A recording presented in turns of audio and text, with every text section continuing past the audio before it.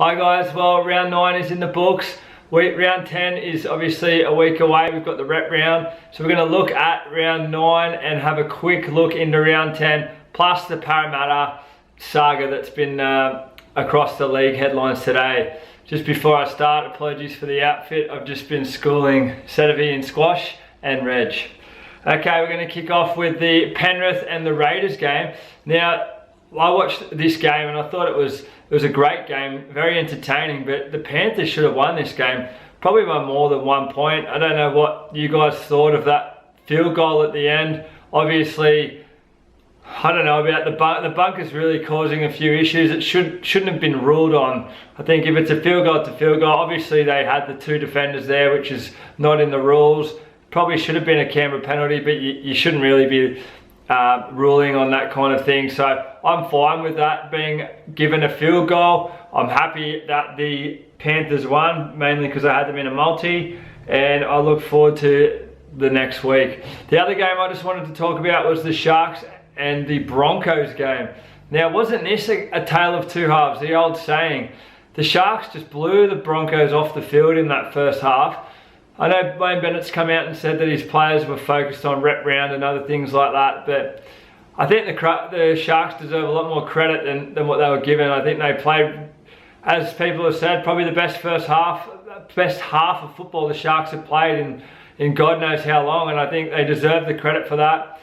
The only disappointing thing is that they didn't play 80 minutes. That the second 40, the penalty count wasn't in their favour, but you know, there's a lot of things that they just didn't do well, and I think they got the win, which I think they deserve. But look, I think Cronulla will take a lot out of that game. It also shows that I think Brisbane and North Queensland are the benchmark, and it shows that Cronulla are certainly up in that. I didn't have them up that high, but I think certainly I could have them that high now, which is fantastic for Cronulla fans. The rep round now, before we even get stuck into it, I don't know if you guys have had a flick through the teams, but there's a guy called Kurt Baptiste. If you have a look through the PNG team, look at all the names. I probably wouldn't be able to pronounce half of them. But then there's Kurt Baptiste, who is, look, have a look, there he is on screen. Dead set, how is he in the PNG side? I'll give that away. Now the city and country sides, they're on the screen now. Don't know what you think of that. Look, I'm fine with the team selections. I'm a bit cautious though. Is it an origin trial or not?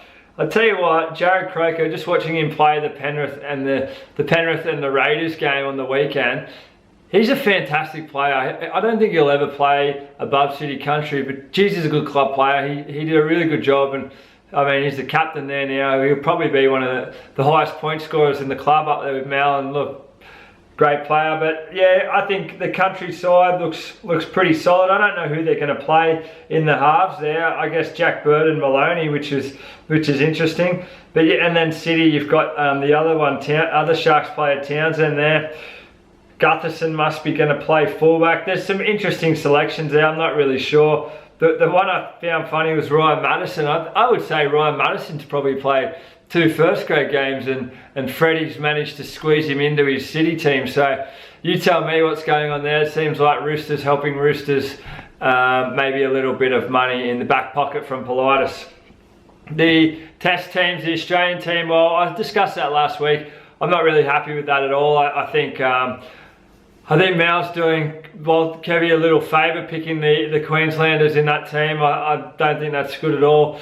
Another one on the Baptiste thing, Semi Radradra. I mean, he's as Corey Norman says, his English is still coming along, but you know, he's playing for Australia, so I guess if he scores 3 tries, then we don't care, as long as we win. The Kiwi side, well, they've lost Kieran Foran out of there, so they'll play Tohu Harris in the 5'8" role, which I don't think is a problem. He's quite a solid ball player. He runs the ball straight, so it'll be interesting to see. I think the Kiwis will be hard to beat. I think the Aussie team, Mal's really gone with the Queensland trust there, and you know, I kind of want the Kiwis to give us a run, because I think Mal's just been a bit arrogant, and it's his first coaching game. I think he could have picked a better team than that. So we'll see how we go. The teams are on the screen. Let me know what you guys think. And just before we finish, I just want to touch on Parramatta. Obviously, it's been well documented today. The fine, I don't think the fine is really an issue. the 12 points is a massive issue. I can't see them making the 8, and if they do, you can't win from 7th or 8th anyway. It's too much of a schedule. And look, I think the people I think the NRL did the right thing. They had to come down heavily on Parramatta because they've had the opportunity to come out and say something about it, and they continually denied what was going on at the club. As the NRL were peeling back the layers, Parramatta just continued to say that there was nothing on.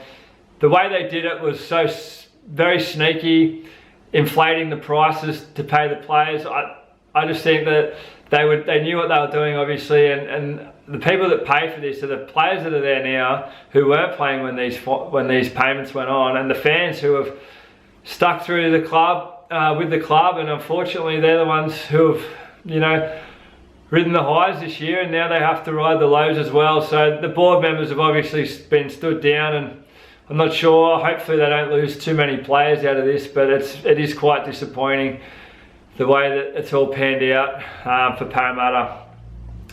The Auckland Lions trophy, that's a joke, seriously. Don't know what's doing there. Anyway, that's it for me, guys. I just want to wish one of my very good mates, Brad Hartley, the best of luck over in Nam. He's doing a half Ironman over there, and I just wish him the best. You'll do fantastic, coach. Bring home some silverware. All the best, guys. Greenie, look after him.